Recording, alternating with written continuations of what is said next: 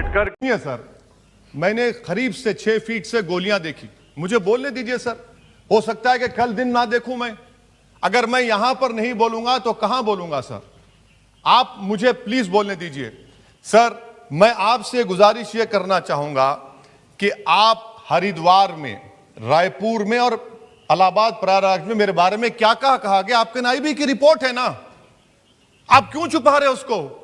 देखिए, मैं मौत से नहीं डरने वाला हूं, हम सबको जाना है इस दुनिया से। बल्कि मैंने कह दिया कि मैं इस वतन में पैदा हुआ, मेरी मां की कोख से तो जमीन पर लिटाया गया। जब मेरी आंख बंद हो जाएगी तो इंशाल्लाह औरंगाबाद की जमीन मुझे दफनाया जाएगा। मगर मैं आपसे अपील करना चाह रहा हूं सरकार से सर, कि जो कुछ बातें की गई हैं उसको देखिए। मैं जेड कैटेगरी सिक्योरिटी नहीं चाहिए मुझे, मैं हरगिज नहीं चाहिए मुझे। मैं 94 से पॉलिटिक्स में हूं। मैं आजाद जिंदगी गुजारना चाहता हूं। मैं घुटन के साथ जिंदा नहीं रह सकता इस दुनिया में। मुझे जिंदा रहना है तो अपनी आवाज उठाना है, मुझे जिंदा रहना है तो सरकार किसी के उनके खिलाफ बोलना है, और अगर गोली लगती है तो मुझे कबूल है, मगर मैं घुटन की जिंदगी नहीं गुजार सकता सर। मेरा मानना यह है कि संविधान में अगर देश के गरीबों को, मजलूमों को, अल्पसंख्यक समाज को सिक्योरिटी मिलेगा तो मुझे मिलेगी। आपकी चिंता हमें है ना सर, इसलिए सिक्योरिटी दे रहे हैं सर आपको नहीं सर। देश के गरीब बचेंगे तो मैं बचूंगा। ओवैसी की जान इखलाक पीलू से बढ़कर नहीं है सर। ओवैसी की जान उस वक्त बचेगी जब गरीब की जान बचेगी। इसीलिए मैं आपके जरिए सरकार से अपील करना चाहूंगा कि सर, इस नफरत को खत्म करिए, इस नफरत को खत्म करिए और इस पर आप गौर करिए। मैं नहीं लूंगा सिक्योरिटी, मैं जेड कैटेगरी नहीं चाहता हूं सिक्योरिटी।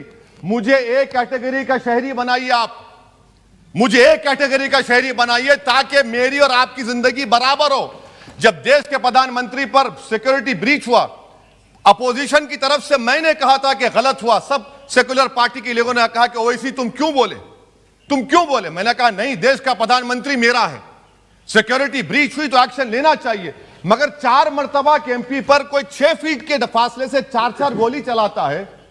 मुझे मौत है, हम सबकी मौत है, मगर मैं इन गोली चलाने वालों से डर कर खामोश नहीं बैठने वाला हूं।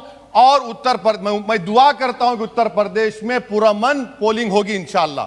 उत्तर प्रदेश की जनता गोली चलाने वालों का जवाब बैलेट से देगी, नफरत का जवाब मोहब्बत से देगी, और कमजोरों को दबाने का जवाब हिस्सेदारी से देगी।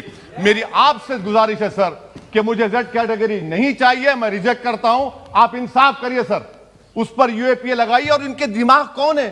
2 लोग रेकी करते हैं, उनको मालूम कि मैं मीरठ की ठोर से आ रहा हूं उस टोल गेट पर। बनाए हुए संविधान के खिलाफ हैं, जो इतनी नफरत पैदा करते हैं।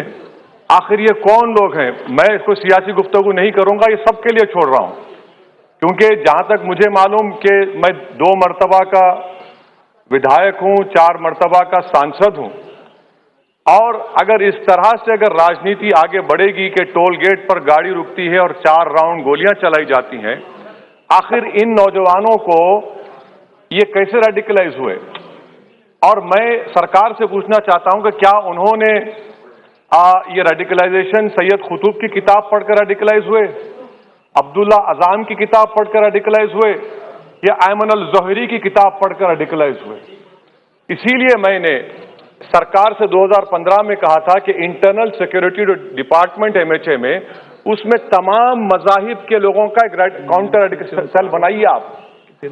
और सर, ये रेडिकलाइज हो चुके हैं तो भारत की इससे राइट विंग कम्युनिज्म और टेररिज्म बढ़ेगा। मैं आपसे अपील कर रहा हूं कि जो गलती एनडीए 1 में की थी, आप वही करने जा रहे हैं। आपको नुकसान होगा, आपकी सरकार को नुकसान होगा, देश को तो, देश की सालिमियत को खतरा तो पैदा हो रहा है। सर, मैं आपके जरिए से सरकार को यह भी बताना चाहूंगा कि जिन लोगों ने ये रेडिकलाइजेशन किया है, आप इस पर गौर करिए, इन पर यूएपीए क्यों नहीं लगाते आप?